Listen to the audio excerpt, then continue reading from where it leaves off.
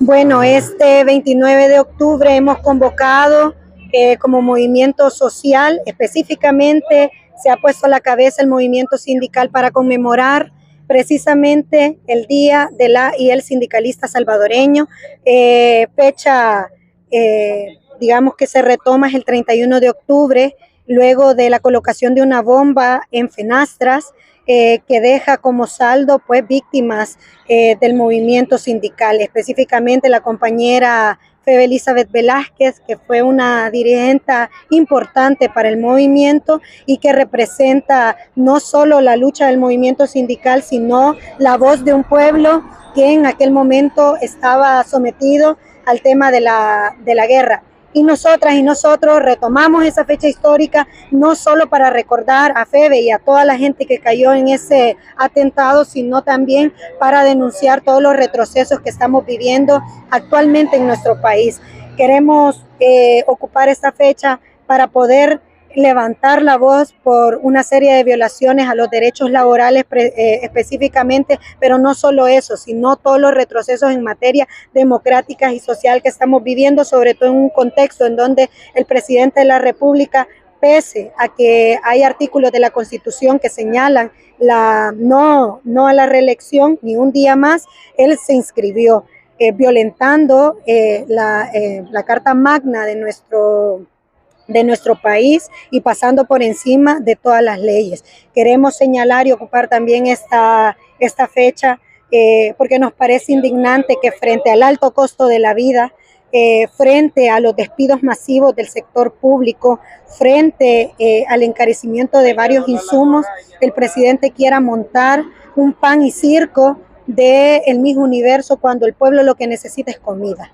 ¿Verdad? Está gastando millones de dólares en mejoramiento de infraestructura que al final no le va a dar de comer al pueblo. Y tenemos aquí representación también de víctimas del régimen de excepción que siguen pasando calamidades por no tener información de sus familiares, por negárseles a defenderse frente a acusaciones que no son comprobadas y arbitrariedades también del sistema judicial en donde no permite una defensa real de la gente que ha sido ilegalmente capturada. Llevamos más de año y medio bajo régimen de excepción que al final vulnera la situación sobre todo de las mujeres salvadoreñas. Entonces tenemos todo un contexto, tenemos toda una situación actualmente para utilizar esta fecha conmemorativa, salir a las calles, denunciar y alzar la voz en contra de este régimen que solo va en detrimento de las clases más populares, de las clases más empobrecidas. ¿Qué debería hacer el gobierno salvadoreño para reivindicar a la clase trabajadora? Bueno, nosotros y nosotras quisiéramos que en primer lugar se pudieran legalizar un montón de sindicatos que tienen acefalía.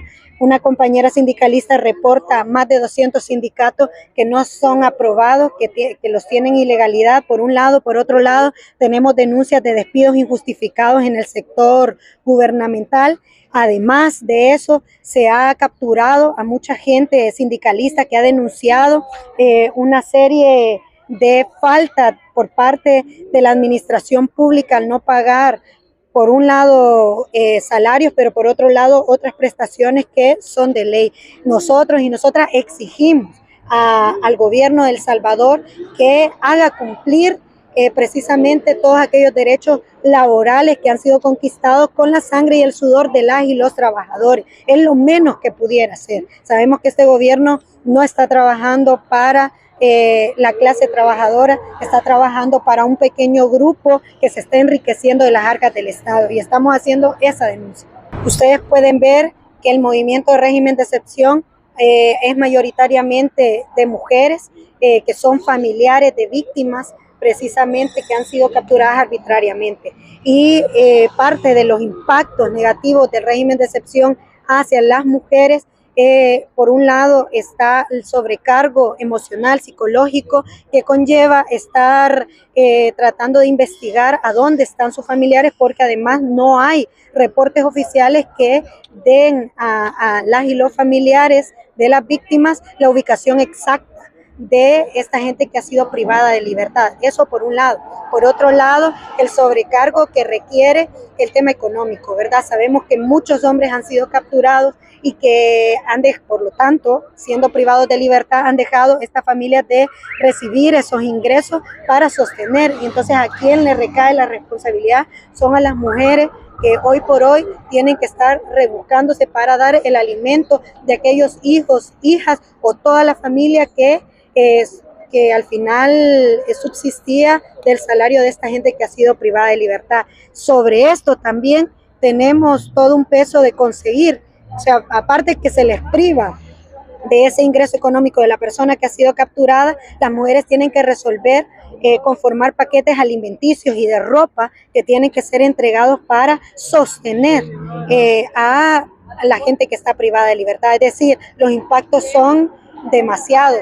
Sobre cada una de estas dimensiones se suma también que las mujeres tienen que estar denunciando las arbitrariedades. Sabemos de casos de gente que ha sido asesinada dentro de los centros penales o que es liberada y que par de días después, par de semanas después, consecuencias de las precariedades en los centros penales, hay población que ha fallecido, ¿verdad? Entonces, es decir, hay todo un contexto en donde está violentando y golpeando principalmente a las mujeres en el régimen de excepción. A nosotros y nosotras el presidente Bukele ha dado golpes a la Constitución salvadoreña, pasándose precisamente todas estas leyes encima, ¿verdad? Él pasando sobre estas leyes, y creemos que nuestra Constitución es clara y que no ni un día más puede estar en funciones el presidente y que además todo el mecanismo que él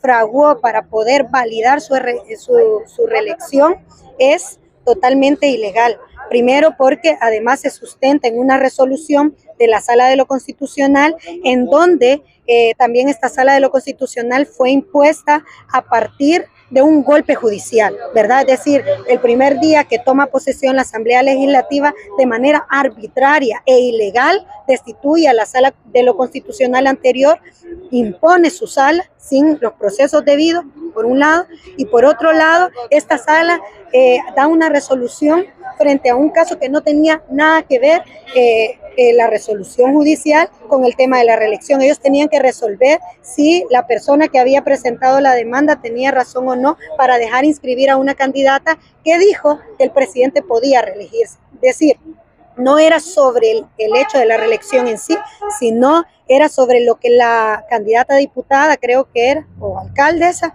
no recuerdo bien, había dicho sobre la reelección, ¿verdad? Entonces al final hubo toda una manipulación mediática de este hecho que ha sido también ilegal y lo vamos a seguir señalando. No es debatible, la Constitución es clara, no se ha reformado, lo que se ha hecho es fraguar toda una situación ilegal, ilegítima de la reelección del presidente Bukele.